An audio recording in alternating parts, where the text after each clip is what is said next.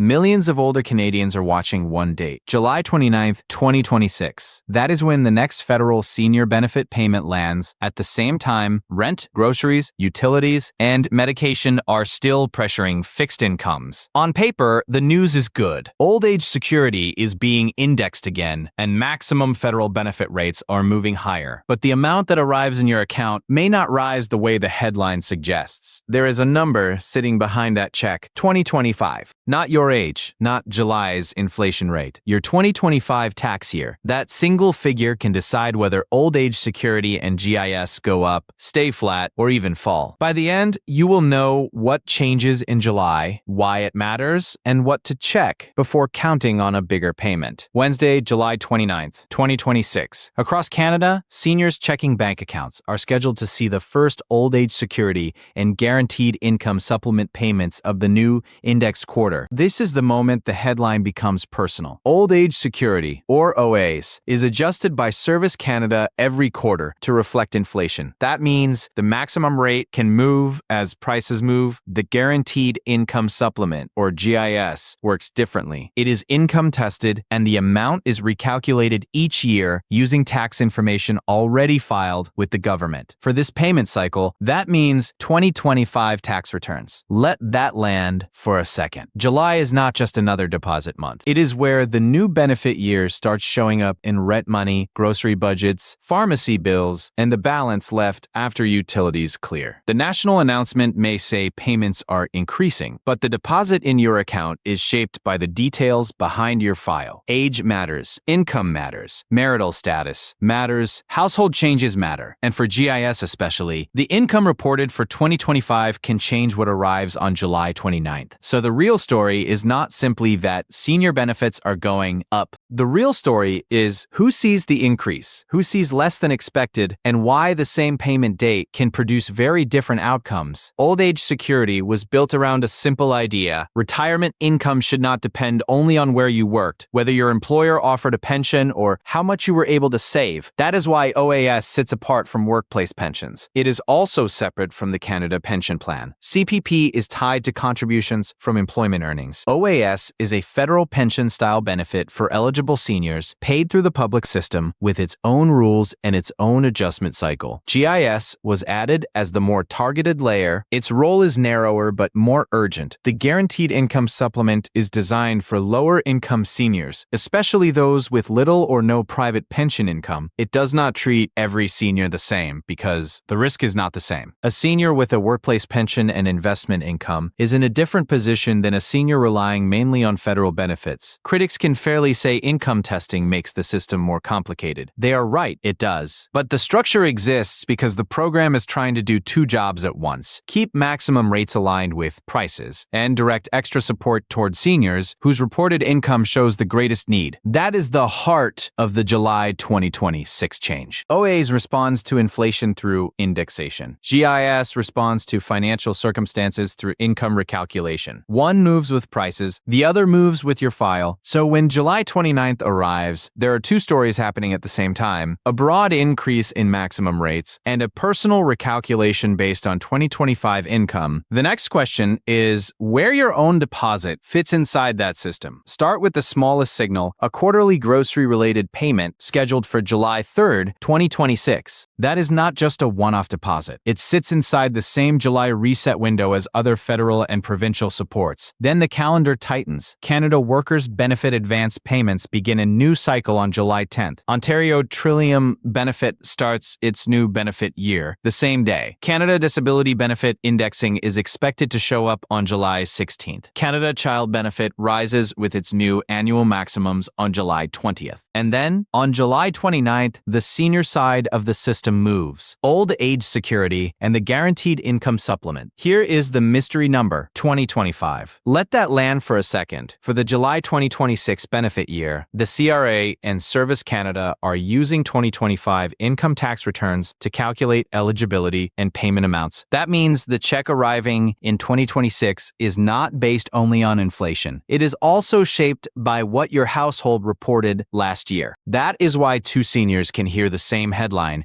and see different deposits. One may receive a higher OAS amount because maximums are indexed. Another may see GIS change change because reported income, marital status, or household composition changed on the file. The OAS evidence has to be stated carefully. Available reporting points to a July 2026 quarterly indexation increase, with estimated maximum monthly figures around the mid-$750 range for ages 65 to 74 and above $820 for ages 75 and older, pending final official tables. So the scale is no longer debatable. This is not one check changing. It is a synchronized federal benefit reset touching seniors, workers, families, and people with disabilities. July 29th, 2026, Hamilton, Ontario. Margaret is 76, widowed, and retired from the kind of work that rarely comes with a large private pension. Her monthly income is built from old age security, the guaranteed income supplement, a small CPP payment, and occasional help from her adult daughter when the numbers do not close. Before rent, before hydro, before groceries, the July increase sounds like relief. And it is relief. Indexing matters. Without it, seniors like Margaret would fall behind even faster. But the reframe is this: an indexed increase does not reset the whole household budget. It only adjusts one line inside it. Rent moves, groceries move, hydro moves, transit fares, dental visits, and prescriptions move. Not always dramatically, sometimes by a few dollars at a time. But when every essential climbs in the same month, a modest benefit increase can disappear before it feels like a raise. And July carries another risk. Margaret's 2026 payment is being recalculated using her 2025 tax return. If she made a one-time RRSP withdrawal, picked up part-time work, received a pension adjustment, or reported a change in marital status, her GIS could shift unexpectedly. Let that land. The headline can say payments are going up, while one senior's deposit still lands lower than expected. Then the pressure spreads outward. Food banks see it, pharmacies see it, landlords see it, community clinics see it. Adult children see it in quiet e-transfers they cannot always afford. The system sends a signal in July. The question is, who has enough room to absorb it? A 2% increase can be real and still not feel like an increase can be real and still not feel like an increase. That is the math trap inside July 2026. At the program level, federal benefits are being indexed so maximum payments rise with inflation. Old age security is scheduled for its quarterly adjustment on July 29, 2026. GIS is recalculated the same day. The goal is simple: keep benefits from being frozen while prices move. Keep benefits from being frozen while prices move. But income-tested programs add a second calculation. For July 2026, the system looks backward to 2026. The system looks backward to 2025 tax returns. If a senior reported higher income in 2025, their GIS can be reduced in the new benefit year. That higher income may not mean comfort. It may mean a one-time withdrawal, extra work, a pension adjustment, or another survival choice made because the monthly budget did not close. That is the loop. Inflation pushes maximum benefits higher. Inflation also pushes seniors to find extra income. Then the income-tested formula can treat that extra income as a reason to lower support later. Let that land. The opposing view is not wrong. Income testing exists for a reason. It directs the strongest support towards seniors with the lowest reported incomes, and it protects public funds from flowing to households with less urgent need. But the household result is not the same as the headline. For a low-income senior, the official increase can be masked by the income recalculation underneath it. The government may raise the ceiling while the individual payment changes because the file changed. The reframe is this: the increase is national, the deposit is personal. So in July, the only number that matters is not the announcement. It is the notice, the 2025 tax return, and the actual amount that lands. Margaret's July question is still open. When the July 29th, 2026 payment arrives, will the indexed old age security increase give her breathing room, or will the 2025 income calculation reduce the GIS support she expected? That answer will not be decided by the headline. It will be decided inside her Service Canada notice.